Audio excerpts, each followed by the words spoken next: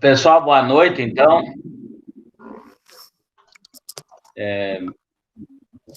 Hoje nós temos um conteúdo chamado derivada direcional e vetor gradiente.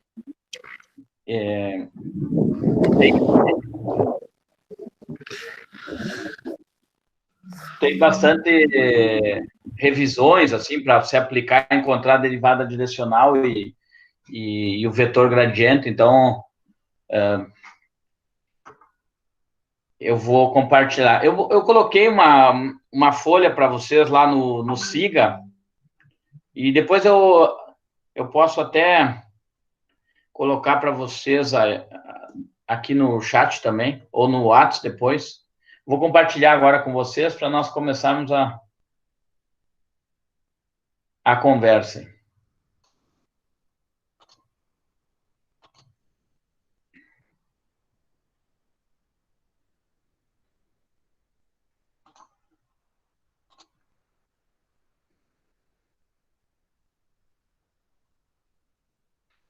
E tem um vídeo também com o professor da Univesp. Eu acho que eu deixo para vocês olharem depois. Eu vou ver como é que vai andar, porque é 21 minutos dele, aí tem muita coisa que ele fala que é exatamente disso aqui que nós vamos estar calculando. Então, mas antes de vocês assistirem o vídeo, aí eu vou fazer vou direto no exemplo aqui, né? Vocês estão enxergando esses exemplos aqui? Sim. Sim. Na verdade, são exercícios para serem feitos.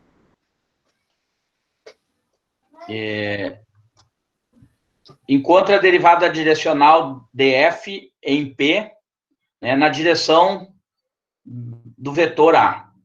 Então, basicamente, se escolhe um ponto e um vetor para que se dê direção. E o que seria essa derivada direcional? É exatamente naquele ponto e na direção daquele vetor, ele vai ter uma inclinação. É a mesma relação quando vocês derivavam uma função e encontravam o valor lá e que era exatamente o coeficiente angular, ou a taxa de variação, ou a inclinação, depende do ângulo, né? Tu consegue encontrar o ângulo da função ali naquele ponto. Aqui é a mesma coisa.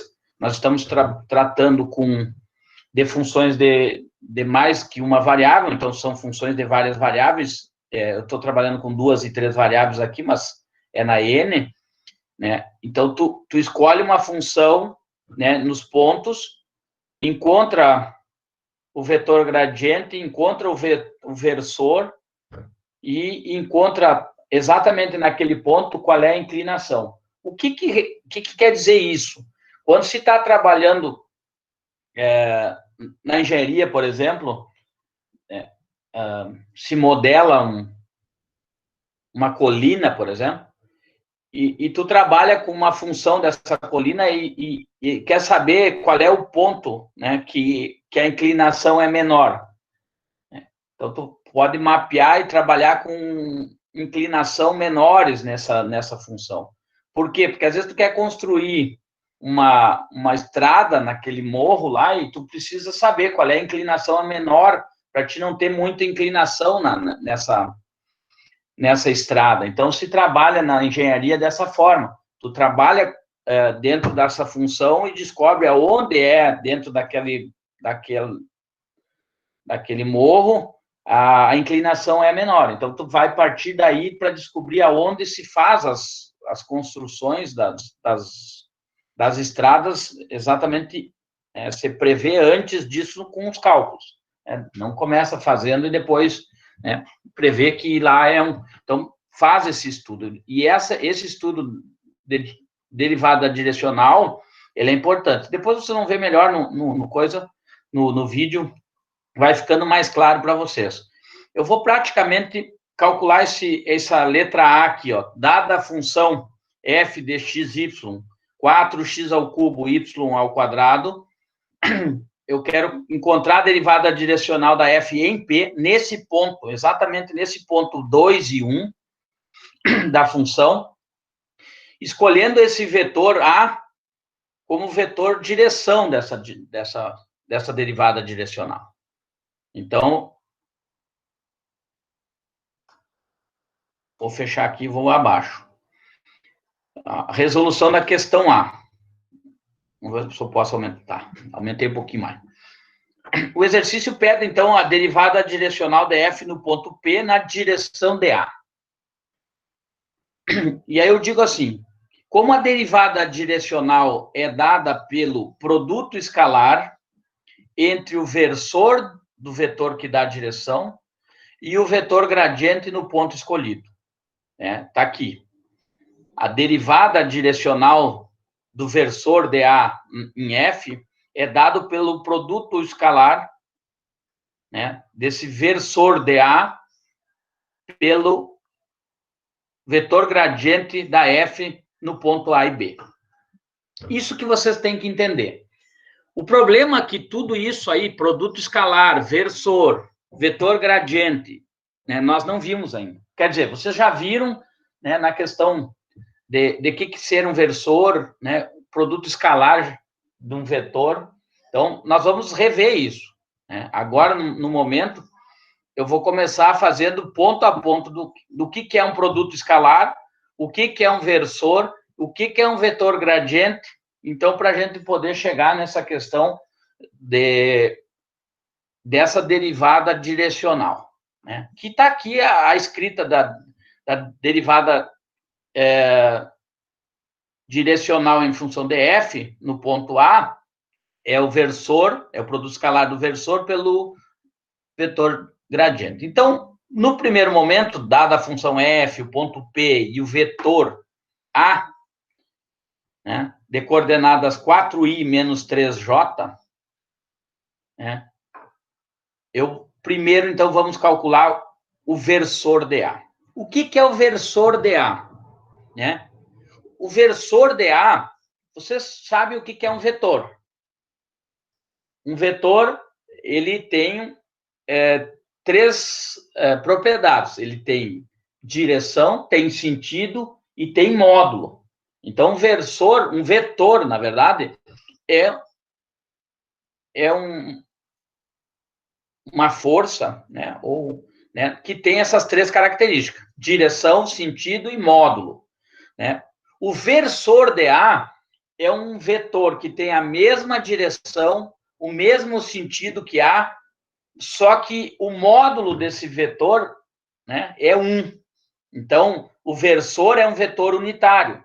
E ele está dizendo aqui, o versor é um vetor unitário, E aí eu tenho exemplos de vetores no R3 aqui, ó. O vetor I é o versor, pensando lá no R3, eu tenho o IJK, que são os vetores que formam a base canônica, desse R3. Ou seja, o I é o versor do eixo X, ou seja, do eixo das abscissas. Se vocês olharem aqui, ele tem... vou pegar a caneta aqui.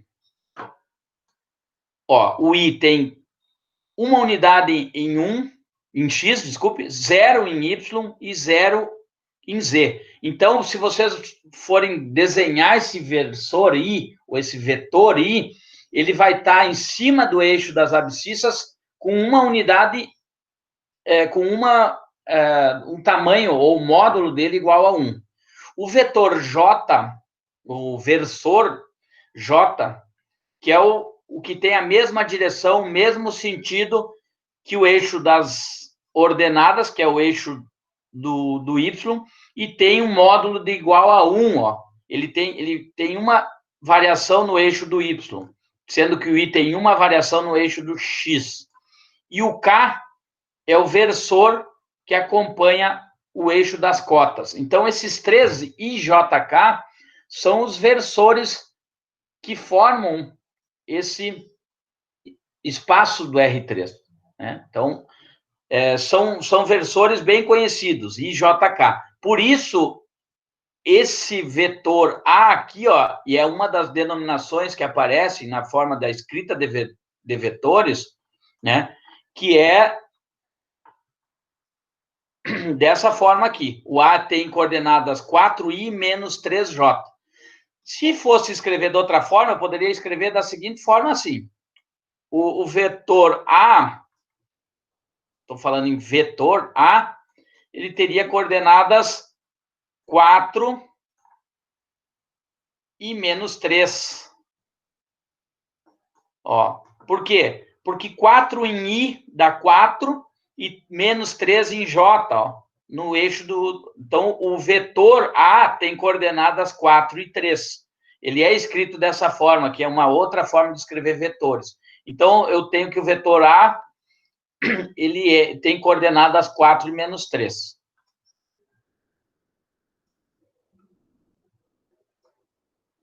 Professor, esse 3 não está multiplicando com o J? Sim. Tá, e daí 3 vezes 0 não seria 0? Não, mas é 3 de... Tu pensa no vetor... Vamos escrever aqui. Vou resolver aquilo ali, para que vocês entendam. 4 vezes o vetor I, que, como é no R2, são só essas duas, é 1 e 0, certo? Menos 3 vezes o vetor J no R2, que é 0 e 1. Certo? Certo. 4 vezes 1? 4. 4. 4 vezes 0? 0. 0. Menos 3 vezes 0? 0. 0. 3 vezes 1, 3. Eu deixei o menos lá fora, tá? Tá. Então, na questão aí, tu pega x e y, então, senhor. Eu vou somar, vou subtrair esses elementos. 4 menos 0 dá quanto? 4 menos 0 dá 0. 4 menos 0, que é o x aqui, ó, x com esse. Quanto que é 4 menos 0? É 4, certo? 4. 0 menos 3? Menos 3. Menos 3. Tá aí. Tá, mas a substituição que o senhor usou é de x e y. Eu substituí o versor I. Qual é a coordenada do versor I? 1 e 0. No caso aqui, como é no R3, aqui eu dei um exemplo do R3, certo? Ah, certo. Tá? Ele tem 3 coordenadas. Mas o R2, ele é 1 e 0. No R4 seria 1, 0, 0 e 0. Ah, tá. Entendi.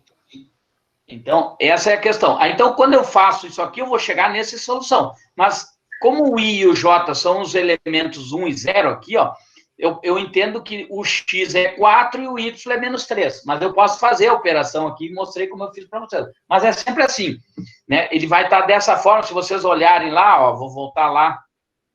Agora, aqui, ó. Aqui o vetor aqui é 1 e menos 1. Concorda? Na B. Sim. Sim.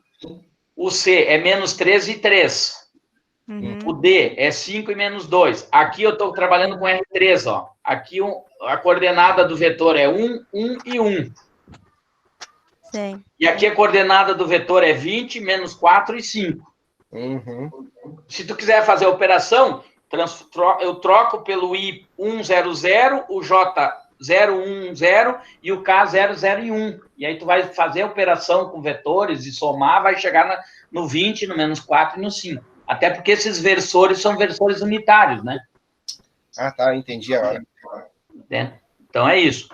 Tá, voltando lá onde nós estávamos. Estávamos aqui, né? Deixa eu apagar isso aqui. Bom, nós chegamos no... Eu já vou... Então, o primeiro caso, voltando lá no exemplo que eu tinha dito, nós precisávamos achar o versor de A. Então, para calcular o versor de A, eu tenho que descobrir, primeiro momento, deixa eu, aqui, vamos de novo. Eu preciso eu encontrei o vetor A, certo? Só que o vetor A, ele não é um vetor unitário. Ó, vou calcular o módulo do vetor. O módulo do vetor, ó, aqui está o módulo do vetor, é a raiz quadrada de 4 ao quadrado mais menos 3 ao quadrado, que é o módulo, é 5. Então, o versor de A, eu vou pegar esse vetor que eu tenho aqui e vou dividir pelo módulo dele. Então, divido A, o vetor, pelo módulo do versor. O módulo do vetor, desculpe. Né? Deixa eu só sair aqui. Para ir mais abaixo. Ó, o vetor A dividido pelo seu módulo, eu vou ter aqui o versor, então, de coordenadas 4/5 e menos 3/5. Ah, lembra que eu disse que o versor é um vetor de unidade, é unitário? Vamos calcular o módulo desse vetor aqui, desse versor. Tem que dar 1, senão não vai dar. Vou lá. Deixa eu abrir aqui. Raiz quadrada desse termo aqui. 4/5 ao quadrado mais menos 3/5 ao quadrado. Isso aqui tem que dar 1. Bom, raiz quadrada de 16/25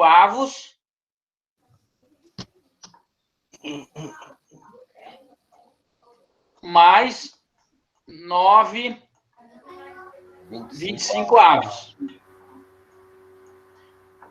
Somando isso aqui vai dar 25/25, que é 1, que raiz de 1 é 1. Então, aqui, esse vetor aqui, VA, que é o versor do vetor A, ele tem a mesma direção que aquele vetor, tem o mesmo sentido, que é a flecha, só que o módulo dele é 1. Então, já calculei o versor de A. Então, para eu encontrar... E aí, antes de continuar, eu vou apagar aqui. Antes de eu continuar, eu vou mostrar como que calcula. Tem um videozinho aqui, como calcula...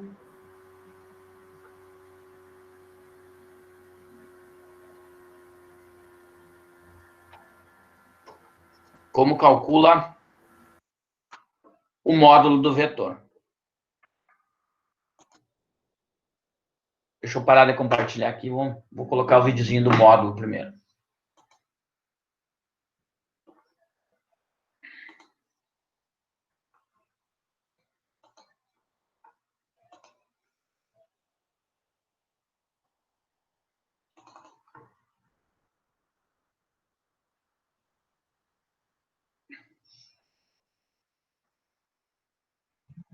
Já vai, que a minha máquina tá um pouquinho lenta aqui. Muita coisa aberta.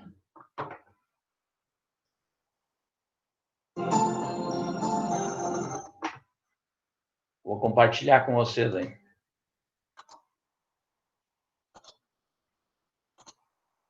Eu nem olhei esse vídeo aí. Tomara que seja bom. Mas não tem muito... Estão enxergando aí uma tela roxa? Sim, professor. Bem-vindos ao Matematicaus, mais uma aula de geometria analítica. Na aula de hoje nós vamos falar sobre módulo de um vetor. Então, se você não acompanhou as outras aulas, vai aparecer um link aí na sua tela para você poder acessá-las. E já se inscreve no canal e ativa o sininho, que aí você não perde as aulas futuras. Bom, então vamos lá. Para a gente iniciar, vamos fazer aqui um plano cartesiano. Tá legal, tá aqui o plano cartesiano, né? Aqui é o eixo X, aqui é o eixo Y, e aqui é a origem. Vamos supor que eu tenha um vetor qualquer, partindo aqui da origem, certo? Eu tenho esse vetor aqui, que eu vou chamar aí de um vetor 1. É um vetor 1 qualquer. Como que a gente faz para descobrir o módulo? Lembrando que módulo é o tamanho, né, pessoal? Eu posso fazer o seguinte, ó. Eu posso traçar uma reta aqui, perpendicular aqui, tá? E posso traçar uma reta aqui também, ok? Feito isso, o que a gente formou? Ó, a gente formou aqui um triângulo retângulo. Lembrando que esse ângulo aqui é de 90 graus, né? Essa medida, pessoal, ó, a base do triângulo aqui, ela mede x, né? Já que ela está aí no eixo x. E essa medida aqui, ó, na altura do triângulo, ela vai valer y, né, pessoal? Já que está aqui, ó, no eixo y. Então, a gente pode aplicar aí Pitágoras, né? Lembrando aí que a hipotenusa, que vai ser aqui o vetor u, né? É igual à soma do quadrado dos catetos. Esse cara aqui mede y, esse aqui x. A gente aplica aí um Pitágoras e problema resolvido. A gente acha aí o módulo do vetor. Então, vamos fazer isso aqui, ó. Então, eu tenho que u ao quadrado tem que ser igual a x quadrado mais y ao quadrado. Agora, eu vou tirar a raiz dos dois lados. Só que quando eu tiro a raiz de uma incógnita, isso aqui tem que estar no módulo, né, pessoal? Então, eu vou ter aqui, ó, módulo de u vai ser igual a raiz de x quadrado mais y ao quadrado. E está aqui a fórmula para a gente encontrar aí o módulo de um vetor. É só isso, pessoal. O módulo de u vai ser igual a raiz de x ao quadrado mais y ao quadrado. Lembrando que esse x e esse y vai ser aí a própria coordenada do vetor. Beleza? Vamos fazer aqui um exemplo com número, para você enxergar mais fácil isso aí. Legal, então eu tenho o vetor V aqui com coordenada 3 e 4. Para eu achar aí o módulo de V, né, o tamanho dele, basta que eu tire a raiz das coordenadas ao quadrado, né, vai ser o módulo de V, vai ser igual a x quadrado mais y ao quadrado. Então, o módulo de V, tá, vai ser igual a raiz, quem é a coordenada x? É o 3. 3 ao quadrado, mais, quem é a coordenada y? É o 4, mais 4 ao quadrado. Então, o módulo de V vai ser igual a raiz, 3 ao quadrado, 9, 4 ao quadrado, 16. Então, o módulo de V vai ser igual a raiz de 25. Então, o módulo de V é igual a 5. Beleza? Então, está aí, ó, o tamanho do nosso vetor. Ele vale 5, né, pessoal? Bem tranquilo, né? Esse conceito. Vamos traduzir aqui no plano, tá? Só para você enxergar melhor de novo. Vamos fazer o plano cartesiano aqui. Bom, então tá aqui, né, galera? Ó, 3, né, no x e 4 no y. Então, aqui, ó, o meu vetor V seria esse cara aqui, né? Então, aqui, ó, eu tenho 3, né? Essa medida aqui é 3 e essa aqui é 4. Aí a gente forma um triângulo retângulo, né? Aplica aqui o Pitágoras e a gente vai chegar aí que o tamanho, né, o módulo de V, vale 5. Então, o tamanho do vetor aí é igual a 5. Pessoal, se fosse no R3, é a mesma coisa. Vai ser raiz, o módulo do vetor vai ser raiz quadrada de x ao quadrado, mais y ao quadrado, mais z ao quadrado. Então, segue na mesma lógica de distância de 3 pontos. No caso aqui, distância de 2 pontos. Que é a mesma fórmula de distância de pontos, se vocês forem olhar. Calcula a distância da origem até o ponto 3 e 4. Então, por isso, ele calcula sempre em relação à origem do sistema cartesiano. Tá? Então, o módulo de um vetor, tanto do R2 como do R3, é calculado por essa fórmula aí de distância de pontos. Só vou fechar aqui a apresentação e já vou apresentar outro para vocês. Já vou mandar até esse videozinho. Deixa eu pensar aqui se eu estou com o WhatsApp aberto aqui de vocês.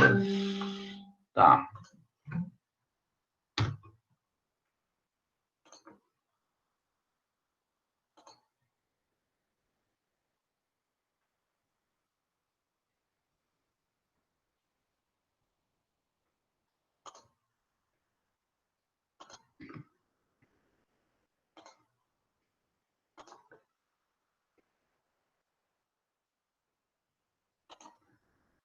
Tá. Deixa eu mandar já, porque eu já cálculo.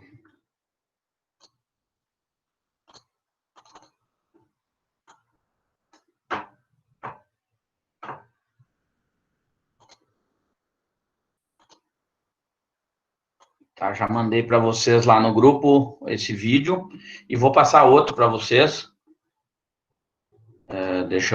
O outro eu não cheguei a baixar, tá, mas vou compartilhar, que na verdade é o versor, né?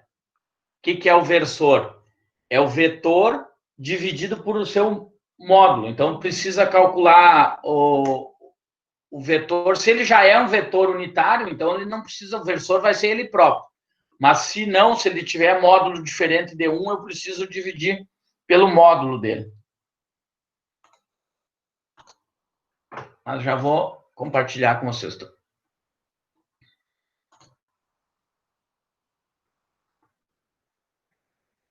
Estão enxergando aí? Versor de um vetor? Sim. Sim, professor.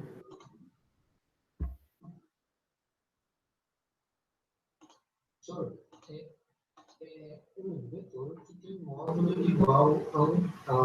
Só um pouquinho, vamos lá. Vamos falar hoje do versor de um vetor. Então, o que é um versor de um vetor? O versor é um vetor que tem módulo igual a unidade, ou seja, módulo igual a 1. Então, todo vetor possui um versor e vou mostrar para vocês como encontrá-lo hoje. Eu vou representar aqui o vetor U genérico do nosso T3 como sendo x1, y1 e z1. E U pertence ao que a gente chama de R3. Então, eu vou chamar de vers, assim, escrito assim mesmo, de U, o seu versor, que nada mais é do que pegar as suas componentes, pegar o vetor U mesmo, e dividir pelo seu módulo. Não tem muita dificuldade. Assim, a fórmula parece simples. Então, vamos ver. Basta você pegar o próprio vetor e dividir pelo seu módulo. Lembrando que é módulo, vou calcular lá de novo. Módulo de U é a raiz quadrada de x ao quadrado mais y ao quadrado mais z ao quadrado. Só lembrando, porque é módulo. Então, você sabendo o vetor U e sabendo o seu módulo, você encontra o versor, que é esse vetor que tem módulo igual a 1. Aquele z é para ser ao quadrado, tá? Ele colocou embaixo. Então, vamos fazer um exemplo, para ficar mais claro. U sendo o vetor 7, 2 e menos 3. A gente quer encontrar o seu versor. Então, para isso, como foi dito anteriormente, a gente precisa de um módulo. Então, vamos calcular o módulo de U. O módulo de U é a raiz quadrada de 7 ao quadrado, mais 2 ao quadrado, mais menos 3 ao quadrado. Beleza? Esse é o módulo. Então, fazendo as continhas, a gente vai encontrar 49, que é 7 ao quadrado, mais 4, mais 9, que é 3 ao quadrado. Então, o módulo de U vai ser igual a 49, mais 9, que vai resultar em 58, 1 mais 4, 62. Raiz quadrada de 62. Esse é o módulo do vetor 1. Então, usando a fórmula agora do versor, que é essa aqui, a gente vai encontrar o versor. Então, o versor versus de U vai ser igual ao quê? Ao próprio U, que é 7, 2 e menos 3, dividido pelo seu módulo, que é raiz de 62. Então, aqui, eu posso aplicar o produto de um escalar por um vetor, e a gente vai ficar com 7 sobre raiz de 62, 2 sobre raiz de 62, e menos 3 sobre raiz de 62. Certo? Então, esse é o versor de U. Pode deixar dessa forma mesmo, ou se vocês quiserem simplificar, melhorarem a raiz de 62, fazer um fator acima, aqui fazer, multiplicar aqui, porque ele fica a raiz em cima também, né? Racionalizar também dá. Mas, basicamente, para você encontrar o versor, é isso.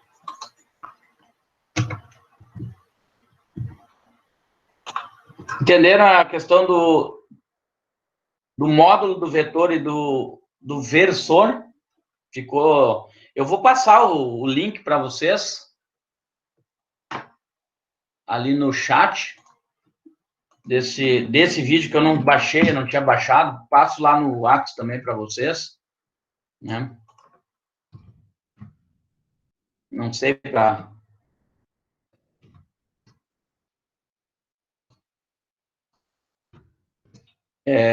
Então, assim, voltando lá para... Vou tirar aqui da...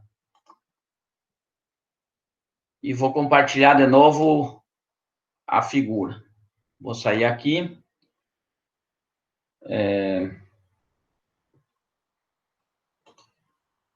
Não. Aqui, tela inteira. Isso aqui.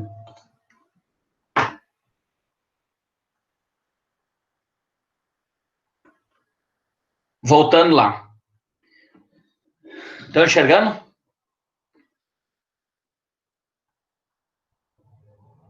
Sim? Sim.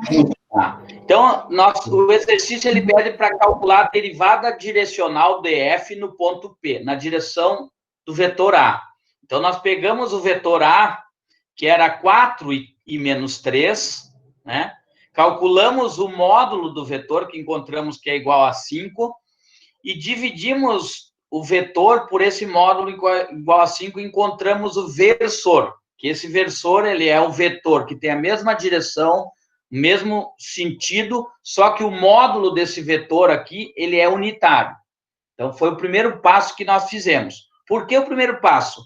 Porque se vocês forem olhar, ó, eu preciso calcular o versor, né, e o vetor gradiente. Então, o primeiro passo eu já calculei, que é o versor do vetor de direção que a gente quer. Segundo passo será calcular o vetor gradiente no ponto P. Né? O que é calcular o vetor gradiente no ponto P? Lembrem que eu disse que o ponto P era 2 e 1, e a função era 4x ao cubo, y ao quadrado, e o ponto P que eu quero é 2 e 1. Está aqui. Está aqui a função.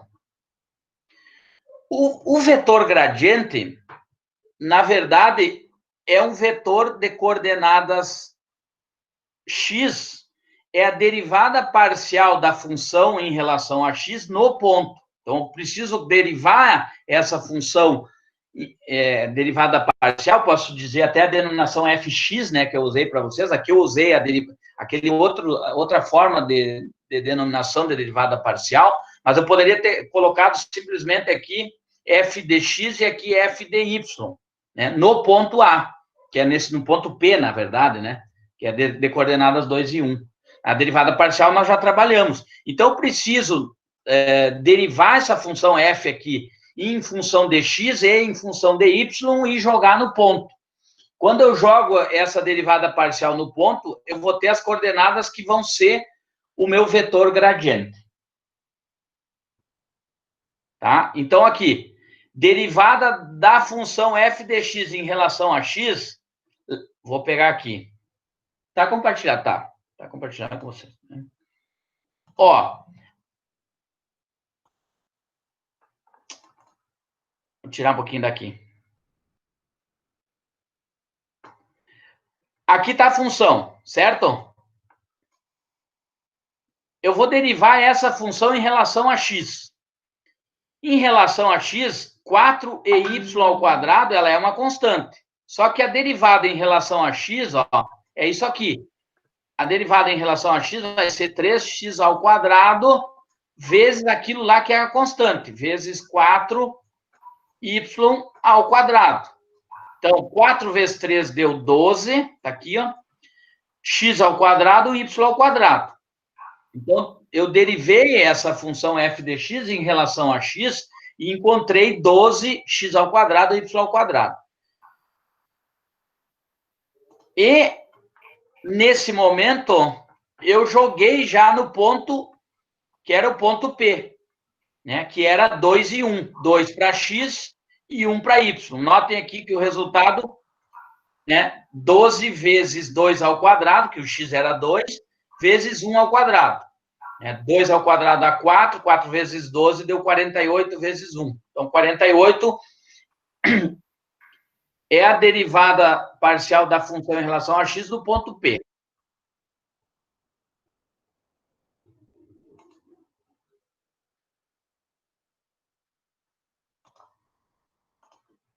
Derivei em relação... Deixa eu pegar isso aqui. Apagar aqui. Em relação a y agora. Eu vou ter que fechar aqui para erguer um pouquinho. Em relação a y.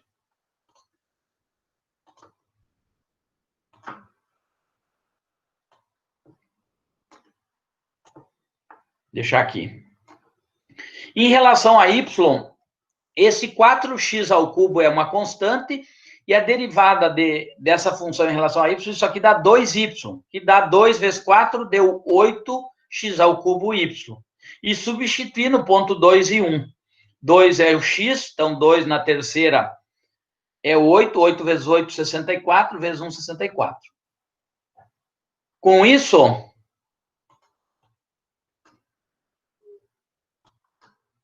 eu encontro o vetor gradiente, que é o 48 e o 64. Dúvida no que eu fiz aqui?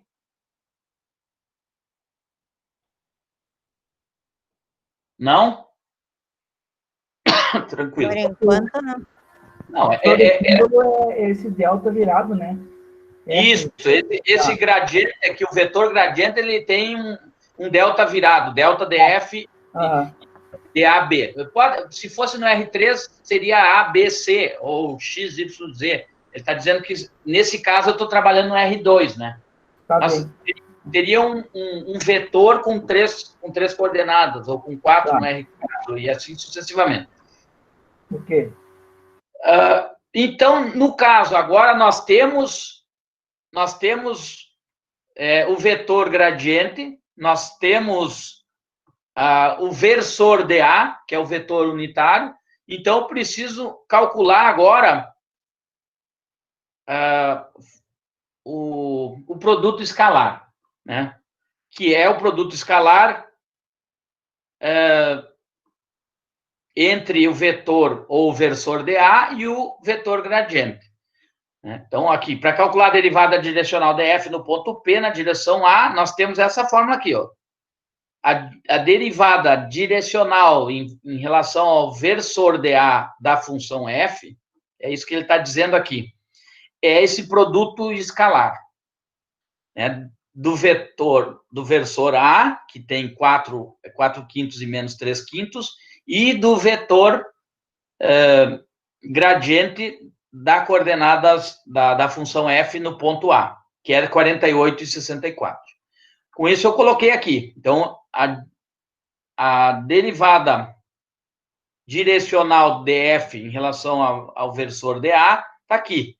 É esse, o produto escalar desse vezes esse. Como que é feito o produto escalar? O produto escalar é o seguinte: a coordenada x desse vezes o x do outro, mais a coordenada y desse vezes a coordenada y do outro. Somando tudo, ele vai dar um número.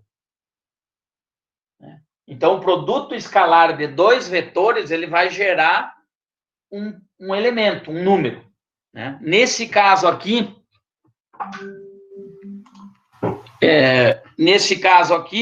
ele vai dar 0. Por quê? 4/5 vezes 48, mais menos 3/5 vezes 64, ele deu 192/5, menos 192/5 é 0. Então, significa que, nesse ponto aí, exatamente nesse ponto, a inclinação dele é 0, né? Da função. Então, ele não tem inclinação nenhuma aí. Se a derivada dele... Lembra quando vocês derivavam a função igual a 0? Ou ele era um máximo da função, ou é um mínimo da função. Né? E segue a mesma lógica. Né? Eu tentei construir o gráfico para mostrar, mas deu pau no meu GeoGebra aqui, eu fui para o outro e não consegui, mas eu vou mostrar na próxima, vou trabalhar ainda com isso de novo, né? Mais graficamente para mostrar para vocês. Então, mas nesse caso aqui, o produto, é isso que eu estava falando, o produto escalar entre dois vetores gera um escalar. Então, ele vai gerar um valor numérico que, na verdade, é a inclinação no ponto, na direção daquele vetor, da função que está sendo trabalhada. Então, nesse caso aqui, é isso. Eu vou passar um vídeo para vocês. Esse material está no Siga para vocês, eu vou até postar para vocês, agora eu saio, eu mando para vocês também. E vou olhar um vídeo que eu acho que eu baixei ele. Só vou fechar aqui. 20 minutos. Não sei que tempo nós temos ainda. Tem, né? Então, vamos... Que é uma... E aí eu mando... Eu não sei se eu baixei o vídeo. Deixa eu pensar aqui.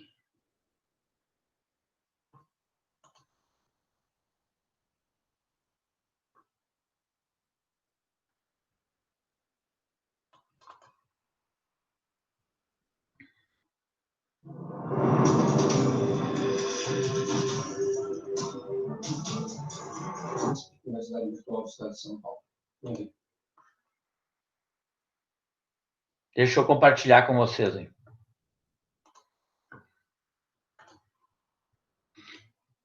E aí eu envio de novo, eu envio para vocês olharem depois novamente. Estão enxergando o professor aí?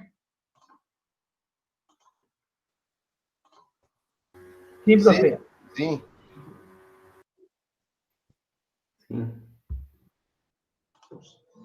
A aula de hoje nós vamos tratar de um assunto muito rico, muito bonito, com muitas aplicações nas ciências como física, química, que é o conceito de derivada direcional, e também está embutido o conceito de vetor gradiente. Então, são ideias muito ricas, como vocês verão ao longo da aula.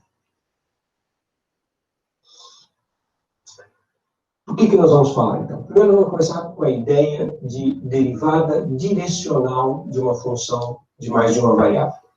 Derivada direcional, tem a ideia de direção envolvida. Observem essa figura para nós pensarmos um pouquinho sobre o que nós vamos tratar. Isso é um gráfico de uma função, de duas variáveis. Nós já tratamos do conceito de derivada parcial. Derivada parcial é derivar em relação à variável x ou em relação à variável y. Eu fixava uma delas e variava na variável principal, na variável do eixo x, eixo das abscissas, ou na variável y, que é a variável do eixo das ordenadas. Derivada direcional, nós vamos escolher uma direção arbitrária, não precisa ser as direções dos eixos, pode ser uma direção qualquer. Observe aqui uma curva sobre o gráfico, que está apontando numa direção que não é nem exatamente o eixo y, nem exatamente o eixo x. Pensa na função restrita a esta curva. Eu quero olhar a taxa de variação desta função. Eu não estou olhando a variação na direção do x nem do y, numa direção arbitrária. Essa é a ideia de derivada direcional. Olhar a taxa de variação dessa grandeza, não na direção do x ou y especificamente, mas numa direção genérica, que pode ser qualquer uma. Isso vai ser importante, porque nós vamos poder assim, olhar a variação da grandeza em qualquer direção. Mas isso levanta uma pergunta. Eu quero calcular a derivada numa dada direção, mas como é que eu caracterizo uma direção? Qual é o instrumento matemático para caracterizar a direção? Direção está associada com a ideia de vetor, está associada com a ideia de reta, está associada com esse tipo de ideia. Fixado numa reta, eu fixo uma direção, de uma certa maneira. Numa reta, eu tenho dois sentidos de percurso. Eu posso percorrer a reta num sentido ou no outro. E uma maneira de caracterizar esse conceito de direção é pensar num vetor de módulo 1, que a gente chama em matemática de versor. Então, o que caracteriza uma direção vai ser para a gente um vetor de tamanho 1. Observe que o vetor ele tem as três ideias embutidas, a ideia de uma certa direção, de um certo sentido e de um certo tamanho. O que eu quero usar esse vetor é para só pegar a direção que ele determina. Não vai ser tão relevante para a gente, nesse momento, o sentido do vetor e nem o tamanho, por isso que eu vou padronizar pegando o tamanho 1. Tá? Já que nós vamos falar em vetor, e usar esse tipo de coisa, vou rever uma coisa que tem aparecido nas nossas aulas, quando nós falamos em coordenadas, em R2 e em R3, mas é algo que é importante que fique muito claro para vocês, que ninguém se confunda na hora que a gente manipula essas ideias, e é um terreno um pouco sutil, meio escorregadio, por isso eu quero retomar, falando com outras palavras, coisas que vocês têm visto nas nossas aulas anteriores. Observem com atenção a seguinte situação. Nós temos três conceitos diferentes em matemática e que a gente representa do mesmo jeito. E muitas vezes na fala do professor, na fala de quem está fazendo uma palestra ou um texto de um livro, a gente pula de um conceito para o outro, mas a maneira de escrever é a mesma. E às vezes fica difícil para quem está acompanhando entender o que a pessoa que está falando está querendo dizer. Quais são esses três conceitos? Primeiro, o conceito de par ordenado. Um conceito que vocês trazem já do ensino médio, a ideia do que é um par ordenado. É um conjunto de dois números, e vocês sabem da importância da ordem dos dois números. O par ordenado 2, 3 é diferente do par ordenado 3, 2. O par ordenado é um conjunto de números em que a ordem com que os elementos aparecem é relevante. Não é exatamente como um conjunto abstrato em que tanto faz a ordem. A gente representa sempre como par ordenado. E esse é o primeiro conceito, par ordenado com essa representação. Mas existem outros dois conceitos que nós indicamos do mesmo jeito. O conceito de ponto. A gente fala o ponto 1, 2. Observe que a representação escrita é o par ordenado 1, 2. Só que na minha cabeça, quando eu falo ponto, eu não estou pensando no par ordenado, eu estou pensando no ponto do plano. Está tácito, subentendido, quando eu falo isso, que eu tenho um eixo X, um eixo Y, uma maneira de representar, e que a abscissa é 1 e a ordenada é 2, sempre o primeiro é abscissa, o segundo é ordenado. Então, muitas vezes eu escrevo par ordenado 1, 2 e falo ponto. E vocês têm que entender que, embora tenha escrito par ordenado, eu estou pensando nesse elemento geométrico, o ponto. Muitas vezes, eu escrevo par ordenado e eu falo vetor. E aí, no que eu estou pensando? Eu estou pensando nesse vetor que sai da origem e vai até o ponto 1, 2. E aí o elemento que eu estou pensando é vetor. Vetor com sua direção, o seu sentido, o seu ponto inicial, o seu ponto final, o seu módulo, e tudo que está embutido na ideia de vetor, que pode ser desenhado em qualquer lugar do espaço, como exatamente os físicos usam o conceito de vetor, as grandezas vetoriais da física. Quando eu vou trabalhar em matemática com o representante dessa ideia de grandeza vetorial, o meu conceito matemático é o de vetor. E eu escrevo exatamente do mesmo jeito, 1, 2. Então, observem, quando eu escrevo 1, 2, eu posso estar pensando no par ordenado, posso estar pensando no ponto, posso estar pensando no vetor. E vocês têm que tentar contextualizar no que é que a pessoa que está falando, escrevendo, está pensando. Às vezes isso gera um pouco de confusão, vou ficar bem atento nisso. Observem que eu posso fazer essa conta aqui. Por exemplo, pegar um par ordenado e multiplicar por um escalar. O que significa 3 meios de 1, 2? Como par ordenado, eu simplesmente multiplico, dá um novo par ordenado, 3 sobre 2, 1,5 e 3. 3 menos 2, 2 é 3. Par ordenado, eu sei fazer conta. É possível multiplicar um ponto por um número? Não. Mas é possível multiplicar um vetor por um número. Então, quando eu faço isso, eu estou pensando, eventualmente, em vetores. Olha o que eu fiz aqui. Eu peguei o vetor 1, 2, que eu já tinha, multipliquei por 1,5. Ou seja, aumentei o tamanho dele uma vez e meia, e agora eu tenho um novo vetor, que é o vetor 3,5, 1,5 da abscissa e 3 na ordenada. Esse tipo de operação a gente faz o tempo inteiro, e não quero que vocês se confundam com isso. Nós também podemos somar ponto e vetor. E o resultado é um ponto.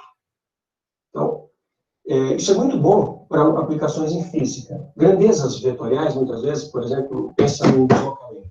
Você tem um ponto inicial, é um ponto.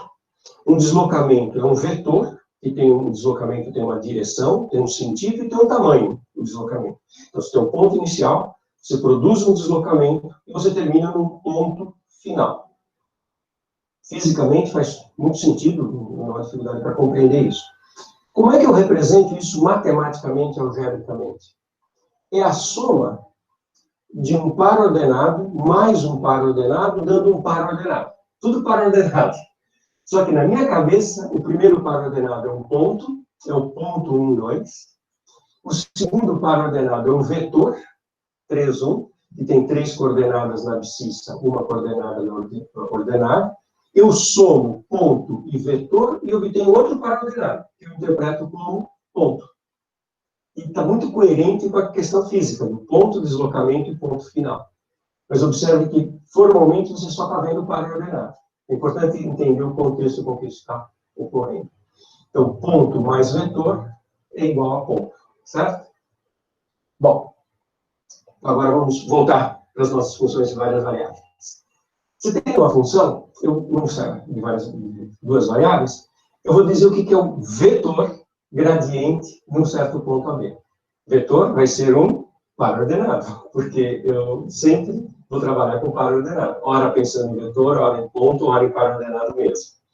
O vetor gradiente, eu indico por esse símbolo, o triângulo invertido, F no ponto AB, é o vetor formado pelas derivadas parciais em relação a x e y no ponto AB. Então, este é o vetor chamado vetor gradiente de uma função. Vamos ver um exemplo numérico de cálculo de um gradiente. Pensa na função x3 seno y.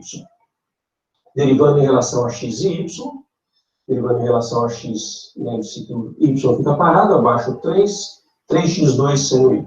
Simples. Derivando em relação a y, o x3 fica parado, derivada de seno é cosseno, x3 cosseno y. Ok? Vamos calcular essas duas derivadas parciais no ponto 2π sobre 4. Então, derivada parcial em x no 2π sobre 4, derivada parcial em y no 2π sobre 4. Isso vão ser dois números que vão ser a abscissa ordenada de um par ordenado, que eu vou interpretar como vetor, que é o vetor gradiente da minha função. Calculando no ponto 2π sobre 4, isso aqui vai ao quadrado, 4 vezes 3 dá 12.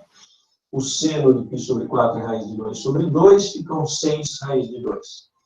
Aqui o 2 vai ao cubo, ficam 8. Aqui o cosseno de π sobre 4, né, cosseno de 45 raiz de 2 sobre 2, vezes 8, dá 4 raiz de 2. Então, obtive um par ordenado, que eu interpreto como vetor, e é o vetor gradiente da função. Mais um comentário sobre o que a gente pode fazer com isso. Existe um conceito de produto escalar de dois vetores, quando você tem as coordenadas, o par ordenado, que representa os vetores. O produto escalar é o produto da primeira coordenada pela primeira, da segunda pela segunda e somado. Esse é um conceito importante em matemática. Um exemplo numérico: se eu tiver o vetor 2 menos 1 e o vetor 1, 5, o produto escalar é o produto primeira pela primeira, segunda pela segunda e somado, 2, 1, menos 1, 5, total menos 3. Esse número chama-se produto escalar. Para que serve o produto escalar? É uma propriedade importantíssima. Se o produto escalar dá zero, é porque os vetores são perpendiculares. É uma maneira algébrica de identificar perpendicularismo sem ter que pensar em desenho, em enxergar. É uma conta que detecta uma propriedade fundamental em geometria e matemática, que é a ideia de direções perpendiculares. Observe. 1, 2, 4 menos 2, se eu fizer a continha rapidamente, 1, 4, 2 menos 2, 4 menos 4, produto escalar, 0. Isso me garante que eles são perpendiculares, mesmo que eu não esteja enxergando.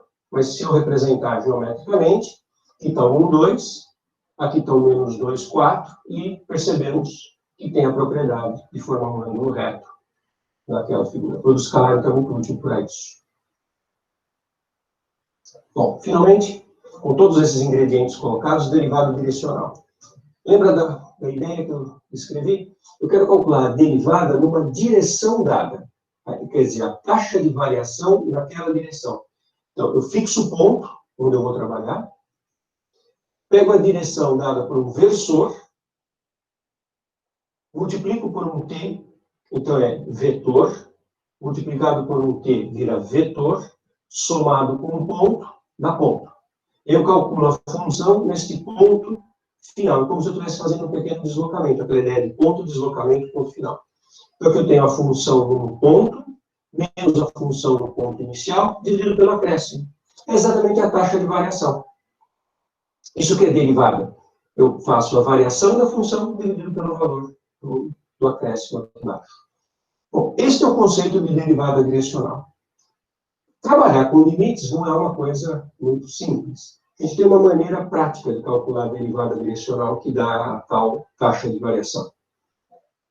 A maneira de calcular a derivada direcional é muito simples. A gente indica a derivada direcional por ΔF, ΔV, onde V é a direção, o versor, no qual nós estamos trabalhando, simplesmente fazendo o produto escalar do versor pelo vetor gradiente. Essa é a primeira importância do vetor gradiente. Ele permite calcular a taxa de variação numa direção dada, fazendo o produto escalar pelo versor daquela direção. Vamos fazer um exemplo numérico disso. Bom, então, nós estamos calculando isso, hein? Não vamos perder de vista. Estamos calculando a taxa de variação numa determinada direção. Nós fixamos um ponto, escolhemos um versor da direção que nós queremos e fazemos aquela conta. Um exemplo, que é exatamente o exemplo do gráfico que eu mostrei. O gráfico que eu mostrei era um paraboloide de concavidade para baixo, que é o 9 menos x2 menos y2. Vamos escolher um ponto para calcular a derivada direcional. Ponto 2, 2. Vamos escolher uma direção para andar nessa direção. Como eu quero versor, eu tenho que ter módulo 1, então eu peguei raiz de 2 sobre 2, raiz de 2 sobre 2. Que é se eu levar ao quadrado e somar a 1, ele é um vetor de tamanho 1. As duas coordenadas são iguais, mas o importante é que o módulo seja 1. Agora, para calcular a derivada direcional, eu preciso do gradiente. Então, derivada parcial em relação a x e y da função dada. Derivada parcial em x menos 2x. Derivada parcial em y menos 2y. Calculo no ponto 2, 2, que é o ponto em questão. Menos 4, menos 4. Portanto, o gradiente desta função, no ponto 2, 2, é o vetor menos 4, menos 4. Perceberam esse uso da palavra ponto e vetor?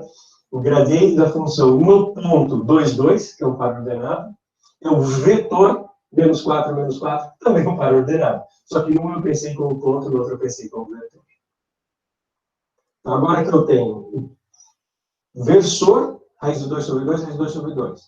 E o gradiente, que é o menos 4, 4, eu posso fazer o produto escalar dos dois. Multiplico, primeira coordenada, segunda por segunda. Se menos 4 vezes isso dá menos 2 raiz de 2, ali também dá menos 2 raiz de 2. Total, menos 4 raiz de 2. O que esse número mede? A velocidade com que eu estou descendo. Você lembra do paraboloide, que eu acabei de mostrar? Imagina que é uma montanha que você está descendo ao longo daquela curva. Qual é a taxa de variação da altura? Qual é a velocidade com que a altura varia? É isso. Essa é a derivada, é a taxa de variação naquela direção. Você está descendo a montanha, para cada direção que você olha, a variação da altura é diferente. E a derivada direcional mede isso. É um conceito muito bonito, é muito rico. Então, algumas informações sobre a derivada direcional e o gradiente. A derivada direcional é máxima na direção do gradiente. Olha que interessante. Você imagina que você está descendo a montanha. Para cada direção, a taxa de variação da altura não é exatamente a mesma. Qual é a direção onde a variação é maior? Interpretação física. Se tem uma nascente, a água vai descer por onde a variação de altura é maior. Né? Imagina uma nascente na superfície de uma superfície inclinada. Qual a direção que a água vai tomar? É a direção onde tem maior variação da altitude, da altura da montanha. Esta direção é sempre a direção do gradiente. O gradiente aponta na direção de variação máxima. Então, se você tem o conceito de gradiente é importante. Você tem, por exemplo, concentração de uma substância no ar. Qual é a direção que tem a maior variação dessa substância? É a direção do gradiente. O gradiente aponta, então, na direção de maior crescimento da função. O produto escalar tem umas propriedades interessantes, então vamos fazer um fecho dessa análise a partir de uma propriedade básica do produto escalar. O produto escalar de dois vetores, é possível demonstrar que ele é dado pelo módulo do primeiro, módulo do segundo, cosseno do ângulo. Interessante, ele envolve o cosseno do ângulo. E é por isso que ele tem as propriedades que vem agora. Observem que bonitinho. Se o produto escalar é zero, imagine dois vetores. Quando é que o produto escalar é zero? Bom, para que o produto escalar seja zero, esse produto tem que ser zero. Mas módulo e módulo de vetores não são nulos. O produto escalar é zero quando o cosseno do ângulo é zero. E quando é que o cosseno é zero? Quando o ângulo é 90. Então, eu sei que o produto escalar zero garante perpendicularismo por conta dessa fórmula que envolve o cosseno do ângulo, porque o cosseno do ângulo tem que ser zero. É uma forma bonitinha, geometricamente. Quando é que o produto escalar é máximo? Imagine dois vetores de tamanho fixado. Pegue dois vetores cujos tamanhos não vão variar. Qual é a posição entre eles que dá o maior produto escalar? Bom, a posição entre eles que dá o maior produto escalar é quando o cosseno for máximo. O cosseno máximo é 1, quando o ângulo é 0, ou seja, os vetores estiverem na mesma direção. Então, esse produto é máximo quando o ângulo é 0, ou seja, os vetores estão na mesma direção. E uma propriedade do gradiente importante é que ele é sempre perpendicular às curvas de nível. Então, olha que bonito esse fato geométrico. Imagina que você está na montanha. Você está num ponto da montanha e você olha e fala qual é o lugar onde a taxa de variação é máxima, que é o lugar onde a nascente, se tivesse nascente, a água desceria. Direção do gradiente. E, além disso, ele é perpendicular às curvas de nível. Quer dizer, quando você olha uma superfície de uma montanha e vê as curvas de nível daquela montanha, se você pensar numa curva de nível e pensar na direção perpendicular, é a direção de maior variação. Tem uma coerência geométrica muito bonita nesse fato. Ok? Legal.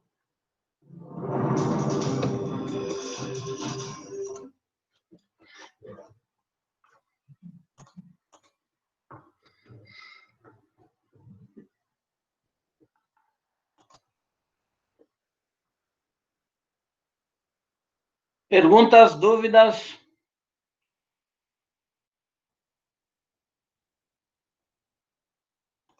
Estão aí ainda? Não dormiram?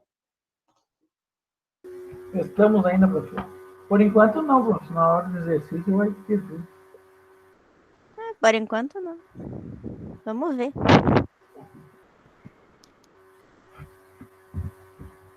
Tá, eu vou voltar a compartilhar com vocês onde é que eu tô, aqui.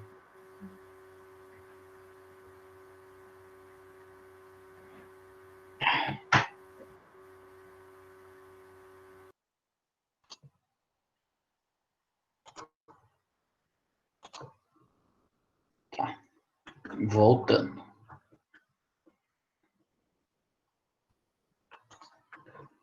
Compartilhar. Bueno. Só quando vier os problemas, né? Então tá aí. É o que vocês queriam. Lembrem que eu resolvi a questão A, certo? Certo. Tem 1, 2, 3, 4, 5, 6 para resolverem.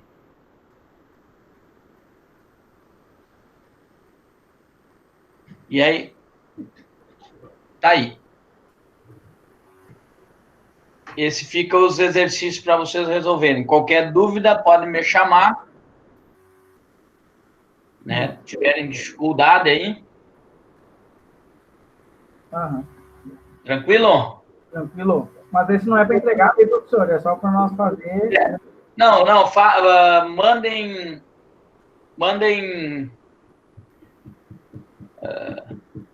Dá para fazer. Não é muito. Tá no Siga? Esse arquivo tá, mas eu já vou mandar para vocês no WhatsApp e vou mandar. Mas ele tá no Siga. Tá. Eu não botei como tarefa, eu botei como material de hoje. Ok. Tá? Uhum. Vou mandar, é tranquilo, não. Ele é um pouco trabalhoso, mas daí eu desacelero no próximo, né? Dou uma diminuidinha no outro. Aham. Certo? Aquela é para entregar, professor, ou não? Vamos? Atividade 3, aquela que é a 1 e a 2 era para entregar, né? Eu não me lembro qual é essa 3. A 3 é a última que o senhor colocou, tinha 4. Aquela derivação parcial, sim. Derivação superior, né? Sim, são só 3. Uma é repetida, lembra da F? A quarta questão só entrega aquelas 3, não precisa entregar as 4. Tá, Não, claro, é repetida, né? tá. Que é derivação parcial que vocês vão usar aqui, né? Só que eu usei o fx, só que aquela é composta, né? É derivação de segunda ordem, né? De ordem n. No caso aqui, vocês vão derivar só em ordem 1. Vou tirar a gravação agora aqui.